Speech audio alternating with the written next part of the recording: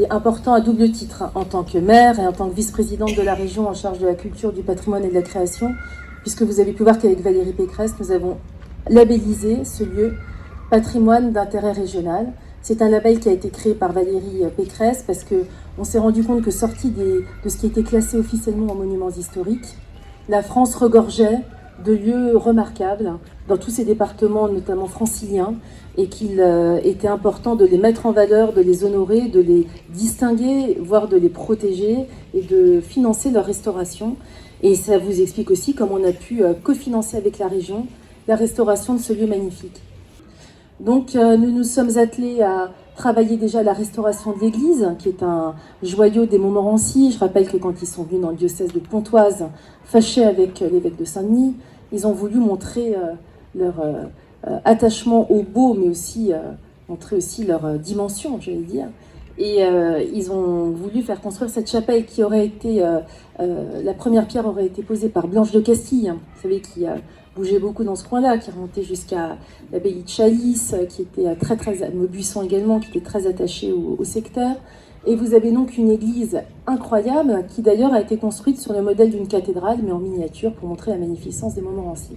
Et nous avons aussi comme objectif, monsieur le vicomte, de racheter, nous sommes en pourparlers, le château qui est de l'autre côté du mur, qui monte à la forêt de Montmorency, qui est également rattaché au très beau cimetière qui est ici, pour que tout le périmètre devienne un lieu de promenade. Vous avez pu voir également que nous avons refait la rue de Lecce Homo, et prochainement, ce qui est prévu, nous avons lancé une étude, c'est de restaurer comme il se doit la chapelle de Lecce Homo.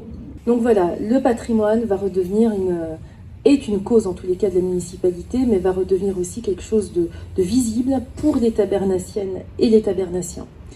Voilà, je vais laisser monsieur le vicomte vous en dire plus que moi, mais vraiment vous dire à quel point pour nous c'était important, et puis que ce lieu, tout en respectant évidemment l'aspect commémoratif, l'aspect recueillement, puisque nous sommes quand même dans un lieu religieux aussi, même s'il a été légué à la ville, eh bien qu'il puisse y avoir des concerts, mais des concerts adaptés, respectueux de l'environnement. Le lieu s'y prête, c'est toujours en respect de celles et ceux qui ne sont plus, mais en même temps qui nous précèdent et nous donnent un beau message de transmission vers l'avenir. Le patrimoine sert à ça. Merci beaucoup.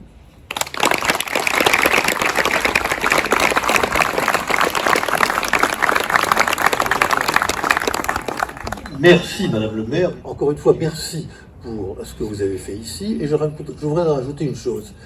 En ouvrant ce lieu au public, d'abord vous lui donnez une raison supplémentaire d'exister, mais vous lui donnez surtout une raison de subsister, parce que maintenant cette chapelle, ce jardin appartient à tout le monde, à Taverny, et donc tout le monde aura soin que ça soit conservé pour tous.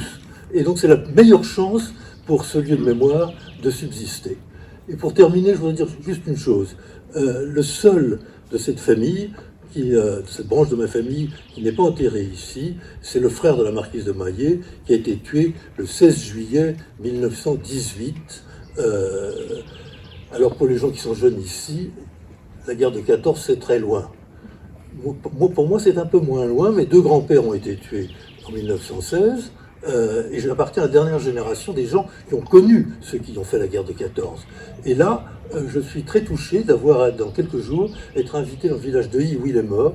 Et c'est la raison pour laquelle il n'est pas enterré ici, parce que le village veut mettre une plaque à sa mémoire. Donc vous voyez, ça, tout se rejoint, et honorer la mémoire de ceux qui nous ont précédés, eh bien mon Dieu, c'est une belle chose. Voilà, merci mille fois à tous.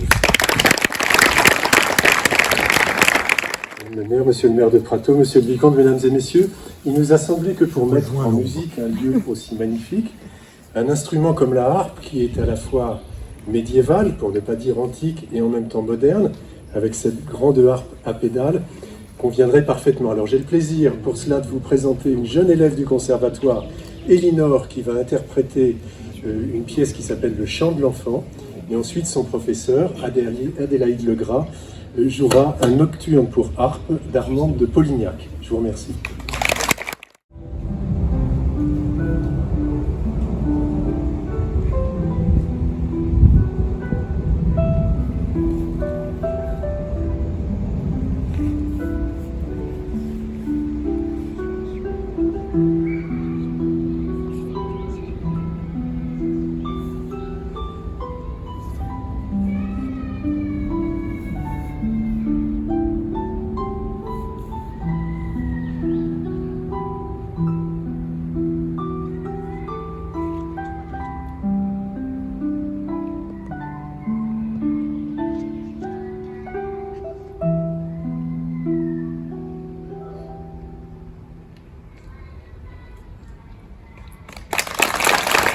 Madame le maire, Florence Portelli, donc vous êtes maintenant une sorte d'héritière du patrimoine. C'est un peu votre spécialité, le patrimoine. Oui, mais c'est un honneur surtout. Mais moi j'ai le culte du beau. Et d'ailleurs j'étais très heureuse que Monsieur le Vicomte, dans son discours, parle du patrimoine et du beau. Parce qu'on pourrait croire que la beauté c'est quelque chose de subjectif, mais il y a quand même des éléments patrimoniaux qui rendent le patrimoine objectivement beau. Mais ça dépend aussi de ce que l'on en fait. Et la difficulté, c'est que quand la ville a hérité de cette chapelle, elle n'en fit rien. Et elle était cachée par des murs que nous avons ouverts en partie. Tout a été contrôlé par les Bâtiments de France, bien évidemment, parce que vous êtes dans un périmètre protégé.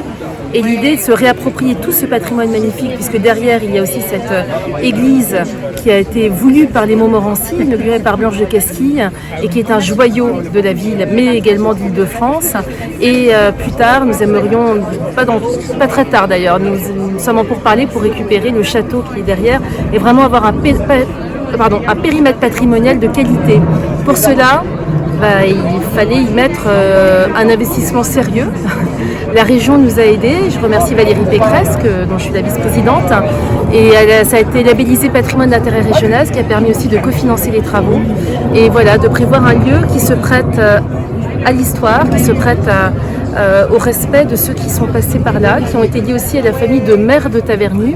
On retrouve des noms de la chapelle dans les rues.